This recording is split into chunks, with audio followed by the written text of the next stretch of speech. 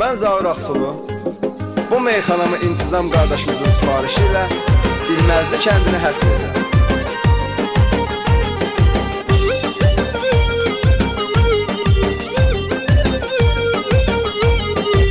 Eksklüziv olaraq Xodver.az saytı üçün. İlməzlinin hər bir yanı dağ-dərə, hamını valeh eyləyir bu mənzərə.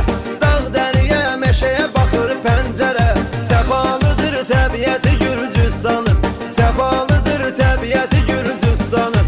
Vardı şanı şöhrəti Gürcüstanın, mehribandı milləti Gürcüstanın. Vardı şanı şöhrəti Gürcüstanın, mehribandı milləti Gürcüstanın.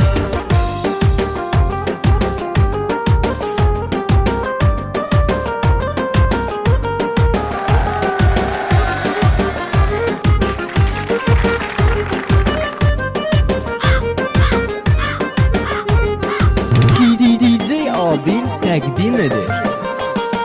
Böyük kürüstü kəndləri var olsun, dörd bir yanı alma heyvanlar olsun. Bu kəndlərdə həmişə doymağar olsun.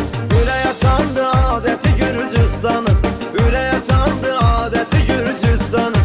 Vardı şanı şöhrəti Gürcüstanın, mehribandı milləti Gürcüstanın. Vardı şanı şöhrəti Gürcüstanın, mehribandı milləti Gürcüstanın.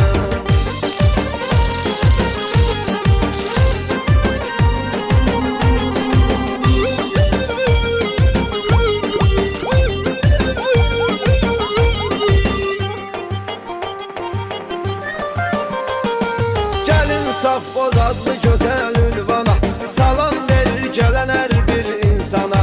Ye kebab iç aran yayılsın cana. Bax belədir ləzzəti Gürcüstanın, bax belədir ləzzəti Gürcüstanın. Vardı şanı şöhrəti Gürcüstanın, mehribandı milləti Gürcüstanın. Vardı şanı şöhrəti Gürcüstanın, mehribandı milləti Gürcüstanın.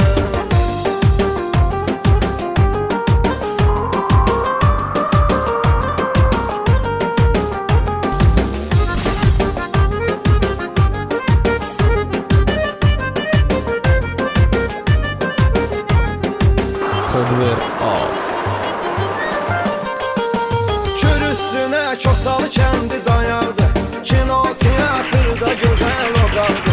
Kəndin ortasında soyulub olardı, tükənməzdi sərvəti Gürcüstanın, tükənməzdi sərvəti Gürcüstanın. Vardı şanı şöhrəti Gürcüstanın, mehribandı milləti Gürcüstanın. Vardı şanı şöhrəti Gürcüstanın, mehribandı milləti Gürcüstanın.